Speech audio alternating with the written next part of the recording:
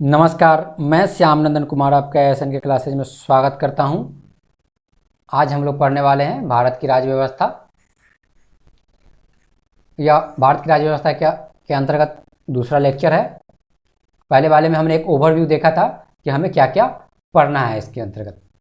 ठीक, जैसा कि आपको बता दें कि कंपनी का जब तक डायरेक्ट शासन था उस समय काफ़ी एक्ट आए थे, अर्थात 1773 से 1858 के बीच में।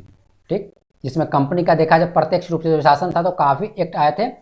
और जो पहला था एक्ट वो था 1773 का रेगुलेटिंग एक्ट। देखते हैं इसके अंतर्गत क्या क्या फीचर थे, एग्जाम में काफ़ी क्वेश्चन पूछे जाते हैं। ठीक, चलिए तो शुरू करते हैं। पहली बार 1773 का रेगुलेटिंग एक्ट जो आया था, इसमें पहली बार ब्रिटिश सरकार द्वारा, ठीक, इससे पहले क्या था कि सिर्फ 1600 ईस्वी में क्वीन एलिजाबेथ प्रथम के द्वारा सिर्फ एक चार्टर दे दिया गया था ईस्ट इंडिया कंपनी को व्यापार करने के लिए भारत से।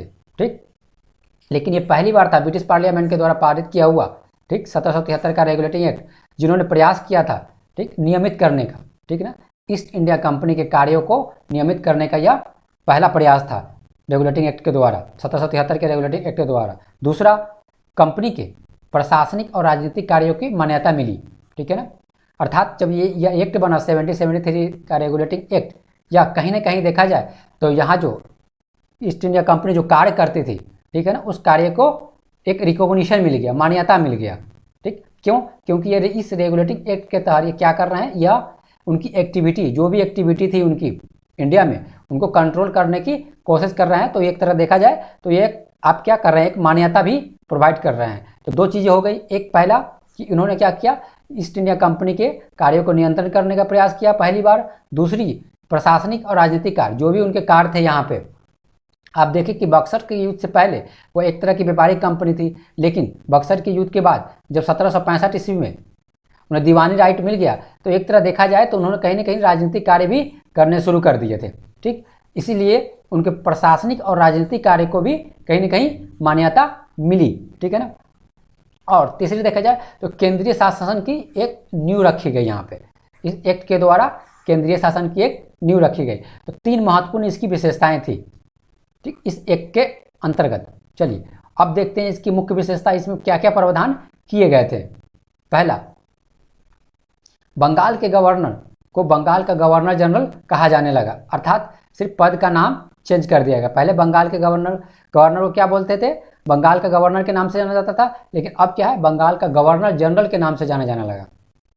ठीक, पहला कौन था बंगाल का governor general, lord Warren Hasting, प्रथम बंगाल का गवर्नर। क्वेश्चन काफ़ी बनते हैं इस एग्जाम में कि बंगाल का गवर्नर जनरल, प्रथम गवर्नर जनरल कौन था, तो लॉर्ड वारेन हेस्टिंग था। यह है वारेन हेस्टिंग। चलिए नेक्स्ट देखते हैं। बंगाल के गवर्नर जनरल की सहायता के लिए, उनकी सहायता के लिए, बंगाल के गवर्नर जनरल की सहायता के लिए एक 4 सदस्यीय कार्यकारिणी परिषद का गठन किया गया। एक 4 सदस्यीय कार्यकारिणी परिषद का गठन किया गया, जिसमें कौन थे, पहली बार जो गठित हुआ था उसमें थे फ्रांसिस, क्लेवरिंग, मानसन और बारवेल। क्वेश्चन बन सकते हैं यहाँ से, ठीक है ना, कि जब पहली बार 4 सदस्यीय कार्यकारिणी परिषद का गठन किया गया था, क्यों किया गया था, गवर्नर जनरल की सहायता करने के लिए, बंगाल के गवर्नर जनरल की सहायता करने के लिए। उनमें कौन कौन मेंबर थे, तो फ्रांसिस, क्लेवरिंग, मानसन और बारवेल। चलिए नेक्स्ट देखते हैं, दूसरा फीचर था। तीसरा देखते हैं, इसी एक्ट के अंतर्गत, ठीक है ना, 1774 में, ठीक है ना, एक उच्चतम या सर्वोच्च न्यायालय की स्थापना की गई।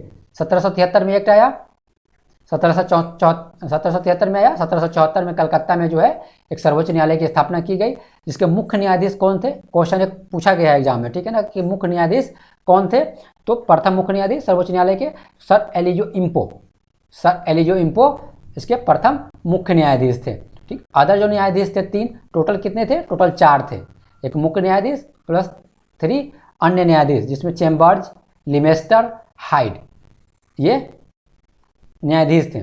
चलिए चौथा था इसमें इंपॉर्टेंट फीचर, ठीक है, कर्मचारियों को निजी व्यापार करने और भारतीयों से उपहार लेने से मना कर दिया गया था, प्रतिबंध लगा दिया गया था। ठीक है ना, पहले क्या करते थे, ये निजी व्यापार करते थे, जो कंपनी के जो कर्मचारी थे वो क्या करते थे, निजी व्यापार करते थे। लेकिन इस एक्ट के बाद 1773 में ऐसा प्रावधान किया गया कि कंपनी के कर्मचारी कोई भी निजी व्यापार नहीं कर सकते और भारतीयों से उपहार नहीं ले सकते।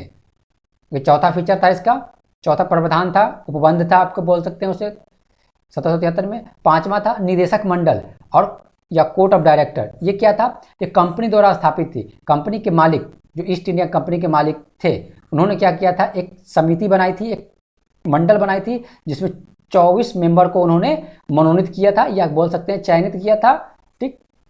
और चुनकर उन्होंने क्या किया था, एक मंडल बना दिया था, एक ग्रुप बनाया था। क्यों बनाया था, ताकि जो कंपनी का यह मैनेज कर सके, कंपनी को बढ़ा सकें, ठीक। और इसको इस 1773 के एक्ट के अंतर्गत ये प्रावधान किया गया, ठीक है ना।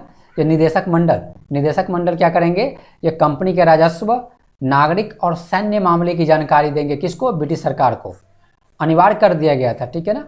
ये निदेशक मंडल क्या था, एक तरह देखा जाए तो प्राइवेट कंपनी थी ईस्ट इंडिया कंपनी, उन्हीं का एक क्या था, एक ग्रुप था, 24 मेंबर का ग्रुप था, जो ईस्ट इंडिया कंपनी को बढ़ाने के लिए, उसको जो प्रचार प्रसार करने के लिए, ठीक है ना, व्यापार को बढ़ाने के लिए काम करते थे। एक तरह समझ आए, ये 24 जो थे वो मैनेजिंग डायरेक्टर थे कंपनी को बढ़ाने के लिए, ठीक। अब इन्हें ये प्रावधान इस एक्ट में 1773 के एक्ट में ये प्रावधान कर दिया गया, ठीक, कि ये जो कोर्ट ऑफ डायरेक्टर्स जो हैं वो क्या करेंगे, रिपोर्ट करेंगे, जानकारी देंगे, किसको, ब्रिटिश सरकार को। किसके बारे में, कंपनी के राजस्व, नागरिक और सैन्य मामले के बारे में जानकारी देंगे, किसको, ब्रिटिश सरकार को दिया जाएगा। ये इसके 5 मुख्य विशेषताएं थी। एग्जाम में काफ़ी क्वेश्चन बनते हैं, तो इसको आप अच्छी तरह से याद कर लें।